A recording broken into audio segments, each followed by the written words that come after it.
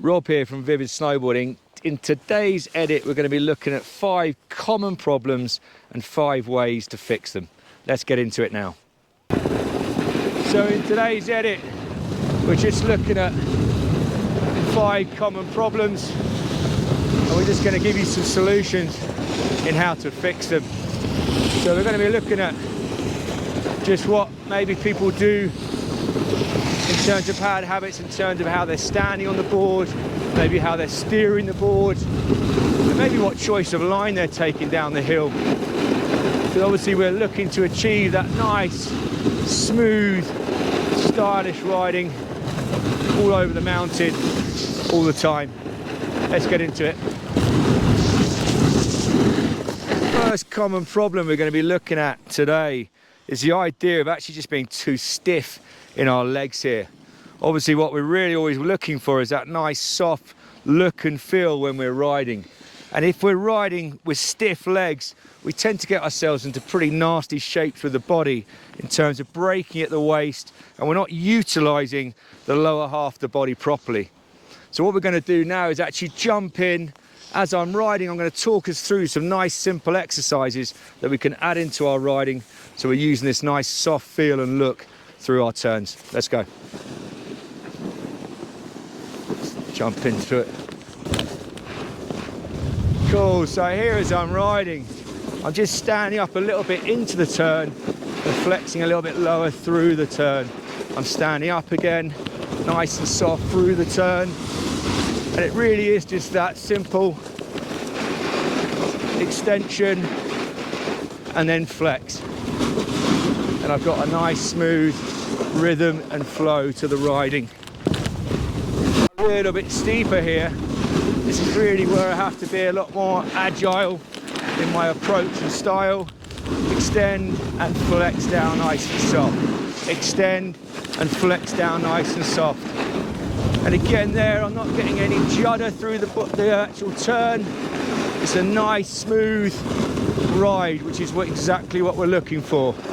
So it really is a question of being nice, soft and supple with those joints, that ankle, knee and hip.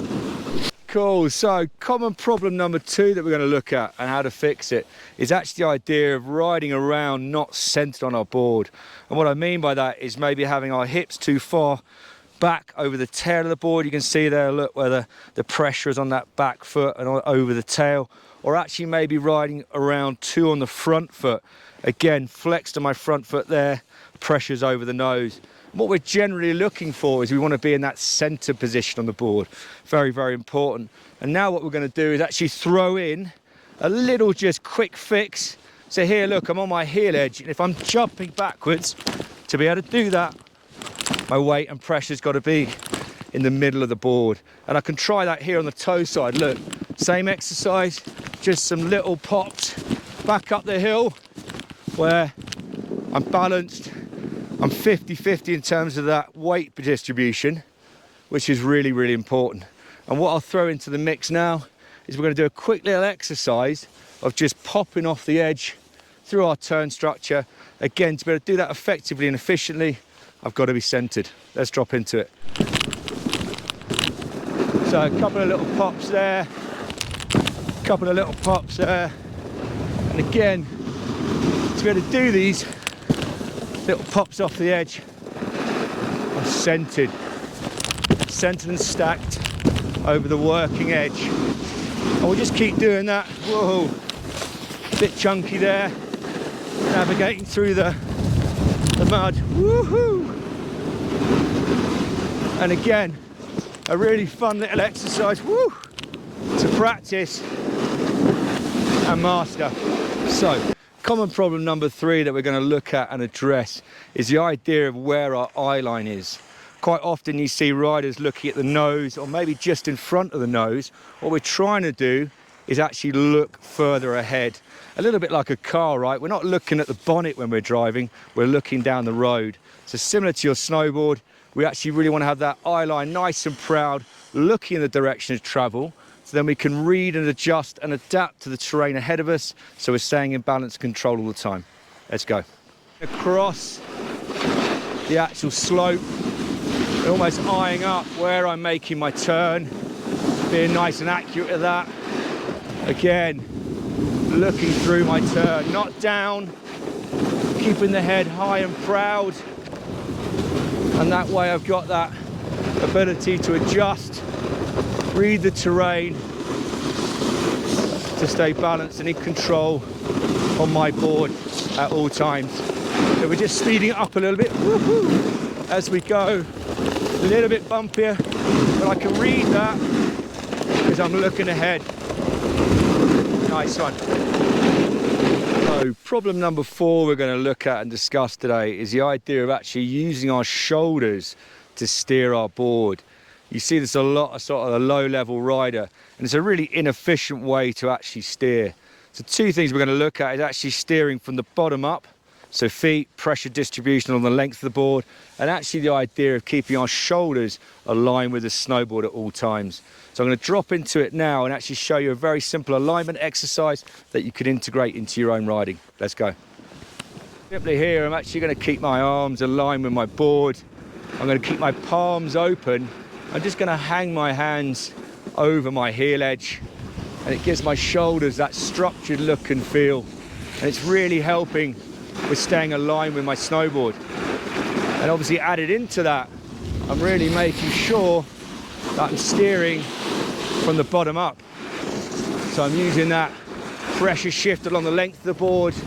I'm using my up and down movement integrated with using my feet to manipulate the board to aid with the steering. But that shoulder exercise here with the alignment, super useful, and one that you can use in your riding all the time. Let's go.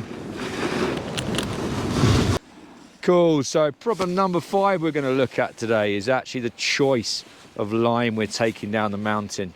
And quite often I see a lot of riders just not matching their turn shape and size to the style of terrain. So for example, where the terrain's slightly flatter, the pistes are flatter, we're going to be a little bit more direct down the mountain.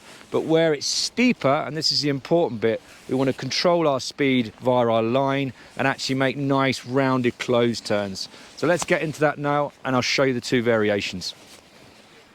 So here, look, where the terrain's nice and mellow, I'm making my open turns, look, to keep the speed consistent down the hill.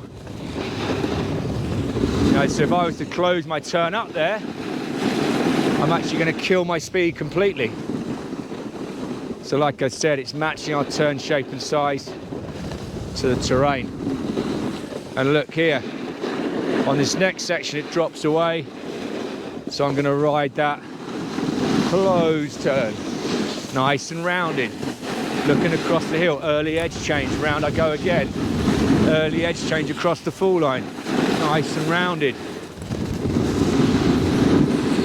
And all the time, as I'm riding down the hill, I'm just choosing that style of turn depending on how the terrain is. Cool, so that's 5 common problems, 5 solutions. We hope you've enjoyed the session today. Please hit that like, subscribe, and please make any comments, and we'll get some fresh content out to you soon. Let's go.